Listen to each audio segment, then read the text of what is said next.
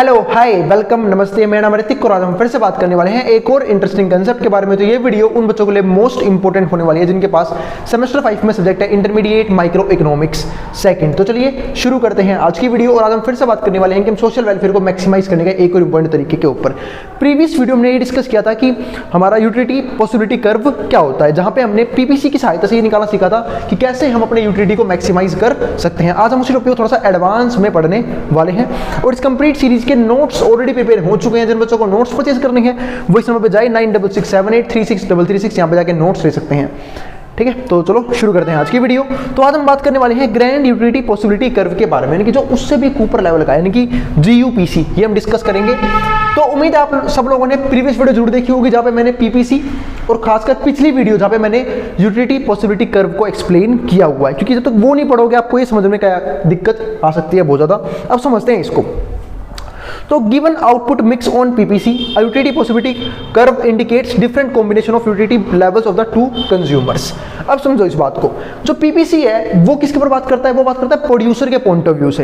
अब प्रोड्यूसर का point of view क्या होता है कि वो दो गुड्स में से कैसे, मतलब दो गुड्स अगर वो कंजप्शन कर रहा है, तो सॉरी कंजप्शन बोल रहा हूँ, प्रोडक्शन कर रहा है, तो अगर प्रोडक्शन कर रहा है तो उसको किस लेवल पे प्रोड्यूस करना चाहिए कि वो अपने प्रॉफिट को मैक्सिमाइज कर सके और एफिशिएंट प्रोडक्शन को कर सके, वो दिखाता है हमारा पीपीसी।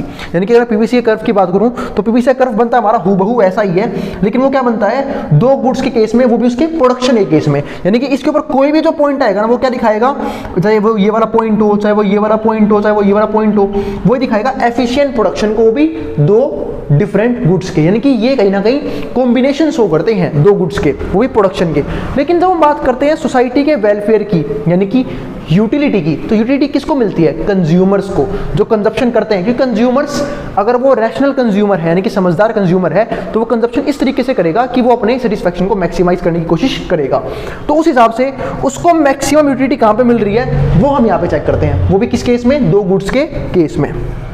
तो यहाँ पे देखो, तो given output mix on PPC, अगर हम दो आउटपुट मिक्स देखें पीपीसी में, utility possibility curve indicate different combinations of utility levels of the two consumer, यानी कि दो कंज्यूमर के डिफरेंट कॉम्बिनेशंस को शो करता है कि वो कैसे कैसे गुड्स कंज्यूम कर रहा है। यानी कि मैं कह सकता हूं कि सोसाइटी में वेलफेयर कब इंक्रीज होगा, जब एक कंज्यूमर को ज्यादा से ज्यादा गुड्स और सर्विसेज अच्छी क्वालिटी की अवेलेबल करवाई जाएंगी। और कोई भी कंट्री जो है वो कहीं ना कहीं सैक्रिफाइस में कब रहती है, गरीबी में कब रहती है, जब उनके पास प्रॉपर गुड्स और सर्विसेज ना हो कंज्यूम करने के लिए, यानी कि प्रॉपर रिसोर्सेज का डिस्ट्रीब्यूशन ना हो।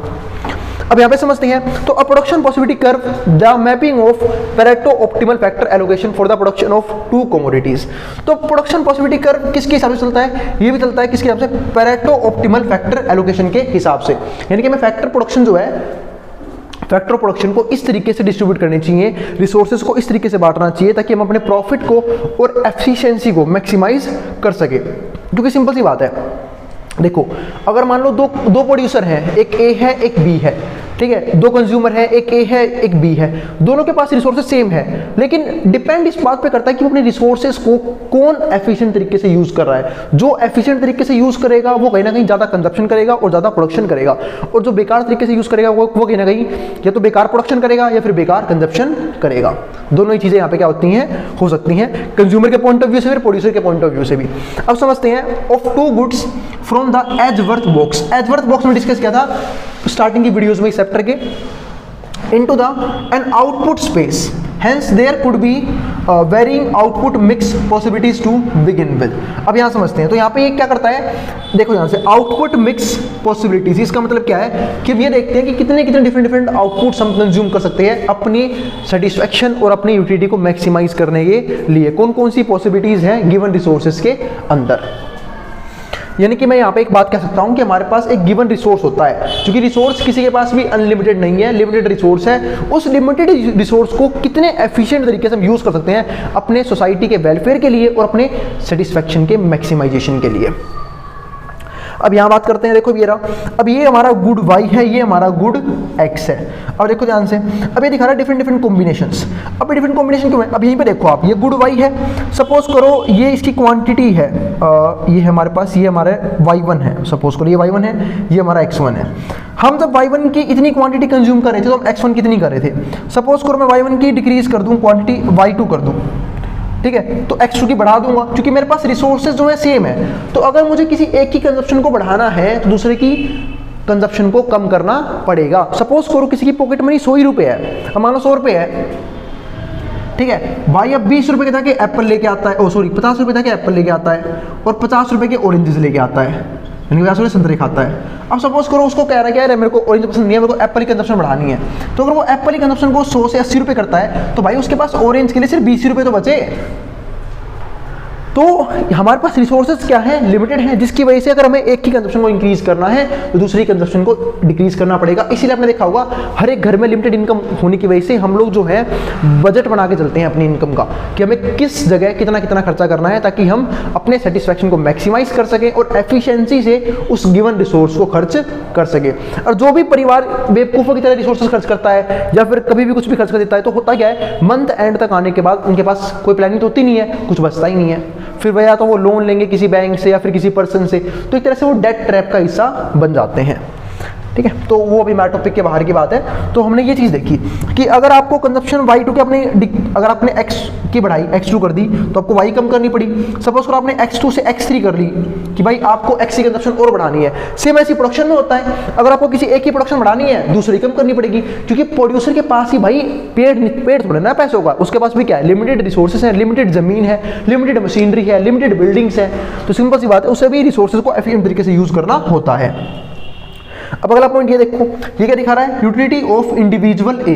अब इंडिविजुअल ए कौन कौन सी यूटिलिटी पॉइंट पर रह सकता है, एक हो गया G1, एक हो गया G2, एक हमारा क्या हो गया G3। अब आपको बता रहा हूं जहां पे हमारा MRS बराबर होता है MRT के, ये पॉइंट होता है हमारा इक्विलिब्रियम का, यानी कि ये हमें ये दिखाता है कि भाई कहां पे कंज्यूमर जो है वो मैक्सिमम सेटिस्फाई हो रहा है। और यहां पे हमारा काम क्या करता है, लॉ ऑफ डिमिनिशिंग यूटिलिटी। अब ये लॉ ऑफ डिमिनिशिंग यूटिलिटी क्या होता है, इसकी बात हमने प्रीवियस वीडियो में की थी कि जैसे जैसे हम किसी चीज़ की कंजप्शन को इंक्रीज करते हैं तो उसका जो सेटिस्फैक्शन लेवल है वो क्या होता रहता है, गिरता रहता है टाइम के साथ साथ और कंजप्शन के साथ साथ। अब आगे समझते हैं। तो every point on grand utility possibility curve represent position of Pareto optimality और इकोनॉमिकली एफिशिएंसी। अब यहाँ पे देखो, मतलब कोई भी पॉइंट जो हमारा GUPC के ऊपर है, अब GUPC हमारा ये था कर्व, इसके ऊपर है कोई सा ही पॉइंट हो, चाहे वो E1 हो, E2 हो, E3 हो, इसके अलावा कोई भी पॉइंट हो, ठीक है, वो सिर्फ हमें ये दिखाता है कि कैसे हम जो है वो ऑप्टिमलिटी यानी कि पैरेटो ऑप्टिमलिटी यानी कि मैक्सिमम यूज कर रहे हैं और इकोनॉमिक एफिशिएंसी के साथ हम यूज कर रहे हैं अपने रिसोर्सेज को with regard to allocation of products among the consumer.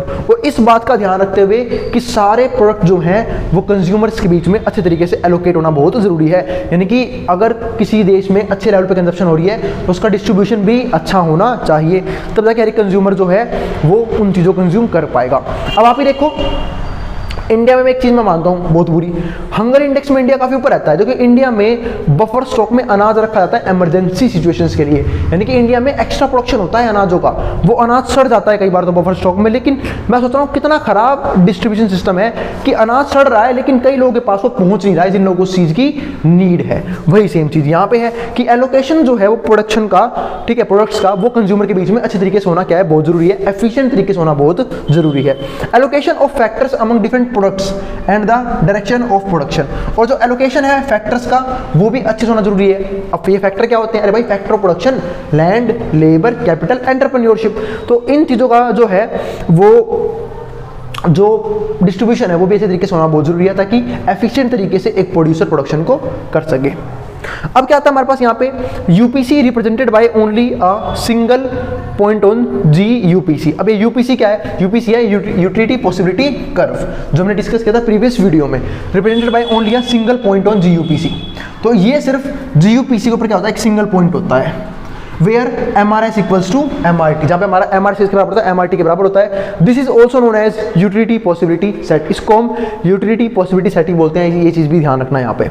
अब अगर देखो, it consists all Pareto efficient allocation, which means at boundary of the curve there does not exist any other feasible allocation। अब एक बात और समझना, ये बात मैंने डिस्कस की भी थी प्रीवियस वीडियो में भी कि it consists all Pareto efficient, मतलब ये सिर्फ वो पॉइंट लेगा जहां पे एलोकेशंस जो हैं वो अच्छे तरीके से हों और हम बिल्कुल बाउंड्री पे एलोकेट करें। यानी कि बाउंड्री देखो, मैंने आपको समझाया था पीपीसी के अंदर 3 तरह के पॉइंट होते हैं। एक होते हैं अंदर, इसको हम क्या बोलते हैं, फीजिबल रीजन। सपोज करो कोई पॉइंट ले लिया मैंने, ये ले लिया, ये ले लिया, ये ले लिया, ये सारे रीजन क्या है, है, फिजिबल रीजन है, यानी कोई भी प्रोड्यूसर यहाँ पे तो प्रोड्यूस कर ही सकता है। लेकिन इसको हम पता है क्या बोलते हैं, इसको हम बोलते हैं इनएफिशिएंट प्रोडक्शन या फिर इनएफिशिएंट कंजप्शन।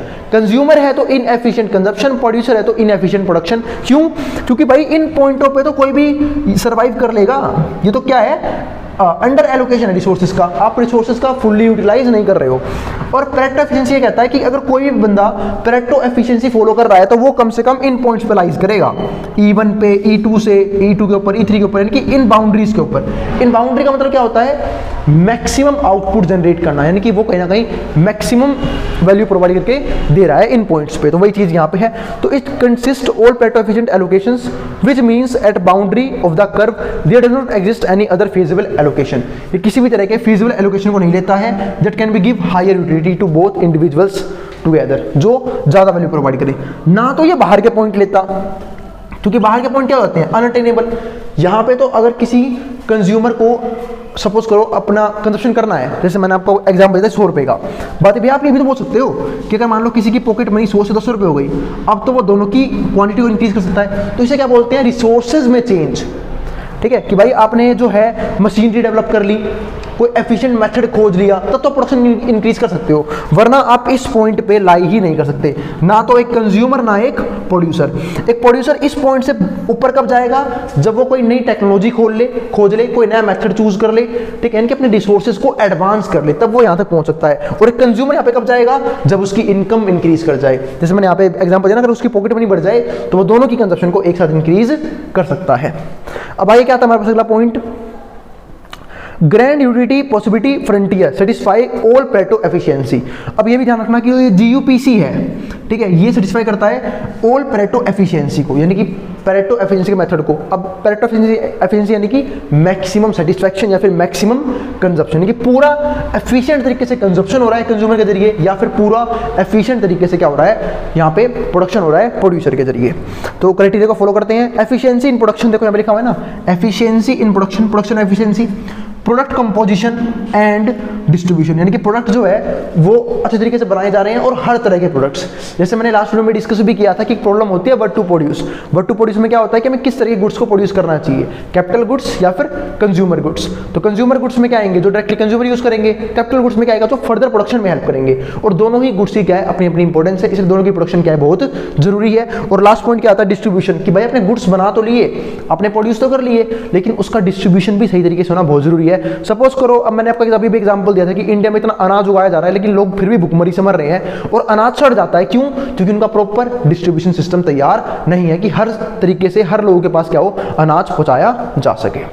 तो इसके लिए कुछ इफेक्टिव मेथड ढूंढने पड़ेंगे गवर्नमेंट को भी, ताकि वो सब तक प्रॉपर तरीके से अनाज पहुंचा सके। क्योंकि देखो अनाज चल रहा है लेकिन लोग भूखे मर रहे हैं, तो ये तो क्या हो गया, ये लैक किसका है, डिस्ट्रीब्यूशन सिस्टम का। तो इसलिए डिस्ट्रीब्यूशन क्या होना चाहिए, अच्छे तरीके से होना चाहिए। तो चलो आज की वीडियो को हम यहीं पे रोकते हैं, यहाँ पे हमारा खत्म हो गया सोशल वेलफेयर का ये वाला टॉपिक भी। अब हम बात करेंगे कि हम सोशल वेलफेयर को मैक्सिमाइज कैसे कर सकते हैं। इस चैप्टर की मात्र एक वीडियो और बनेगी, उसके बाद हमारा ये चैप्टर क्या हो जाएगा, फिनिश हो जाएगा। मिलेंगे अगली वीडियो में। अब इसको जो उतार सकता है मैं बोर्ड के सामने से। और हाँ, अगर वीडियो पसंद आए तो वीडियो को लाइक किए बिना मत जाना, और चैनल को सब्सक्राइब भी कर देना ऐसी वीडियोज़ के लिए।